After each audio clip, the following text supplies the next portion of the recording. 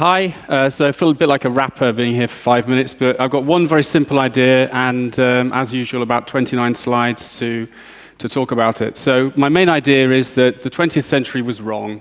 Why is that important? Well, I spend a lot of my time talking to people in companies, and they tell us, you know, this new stuff, social networking and the new culture around it, it's risky, it's new, it's unproven, but actually the opposite is the case.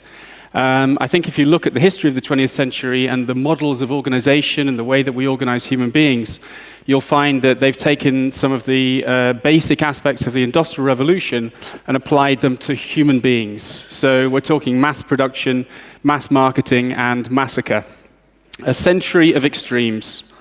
So the 20th century had lots of good things, I guess, you know, cars, ice cream, various products and so on. Also life expectancy, as you can see from this Gapminder graphic, increased substantially for most people, although I think you should bear in mind that the kind of average life expectancy in Africa didn't really creep beyond what Norway had at the beginning of the century. So lots of progress, but also lots of inequality in that progress.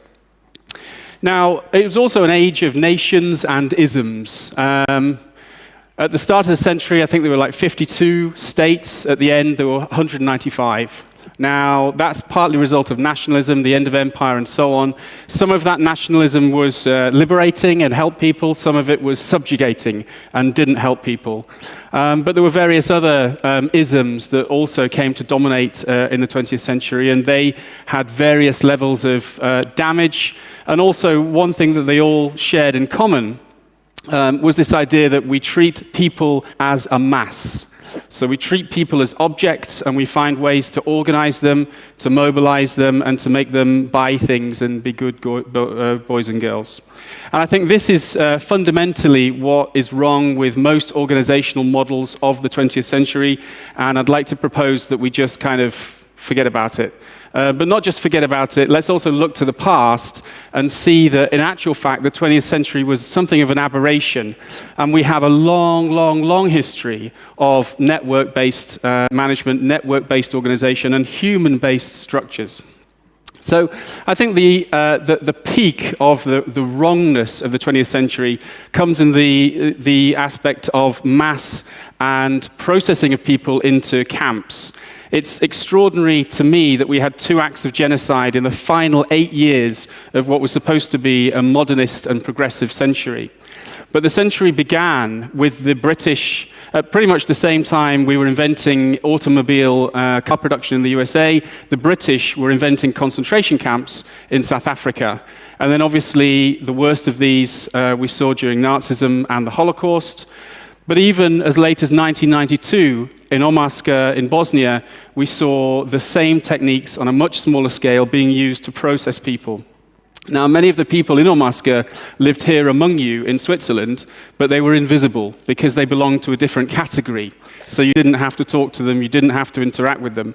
But nevertheless, just down the road, that's what they went through as late as 1992.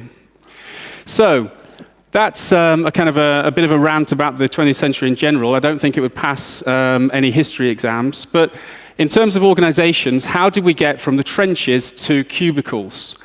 We started with the idea of mass mobilization in the First World War, throwing numbers of people against the enemy to win a war. We move on to mass production, which is designed to stimulate mass consumption, and we drive that through mass marketing. That leads us neatly on to the object of the corporation as a way of organizing our labor and our economic relations in order to produce things and consume things. At the heart of the corporation is this thing called the IT department. Now, unfortunately, they don't read history books.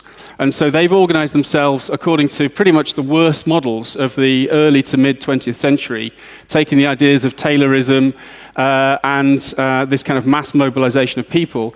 It's very sad because in the mid part of the century, the cybernetics movement, new social movements in the 1960s had great hopes and dreams for IT. But unfortunately, they were not fulfilled during that century. I hope they will be during ours. Now, it wasn't always like this. If you look at international trading networks, if you look at diaspora trading networks, the Chinese diaspora over hundreds of years, the Armenian diaspora and their role in the Silk routes and so on, Jewish diamond traders in Antwerp, there are many, many examples over a very long period of time that prove how social networking, social models actually work. Very resilient, very efficient, very low cost, and also very robust, less prone to disaster than the hierarchical command and control of an Enron or a large corporation. Similarly, if you want to think about regulation and banking, guilds and professions were better at self-regulating than any corporation because they did it based on social networks. And finally, I think for me, one of the most entertaining examples of this kind of clash of models was a military exercise called Millennium Challenge 02, where the whole kind of Gulf force of the US Navy and Army had an operation where they pitted the very best of their 20th century technology and operational models against a retired Lieutenant General von Raper, who used very old-fashioned methods and basically owned their ass and defeated them in the exercise. And you won't see much public information about the exercise anymore because it was very embarrassing. So, back to the future. Let's play it safe. Let's be conservative. Let's stick with what works. Trust is a lot cheaper than control. We can't afford business as usual and the 20th century mass mobilization model in companies today. Let's stick with a traditional mode of organization, which is the diverse, multilinear, social network-based structure that we've used for hundreds and hundreds of years. So that's me. I'm something of a conservative. I believe in sticking to that. And let's not go with this very experimental 20th century model, which I think didn't wholly work. So network-based models are proven. I think aggregation beats coercion every time. And for me, I'd like to stick with what works. Thank you.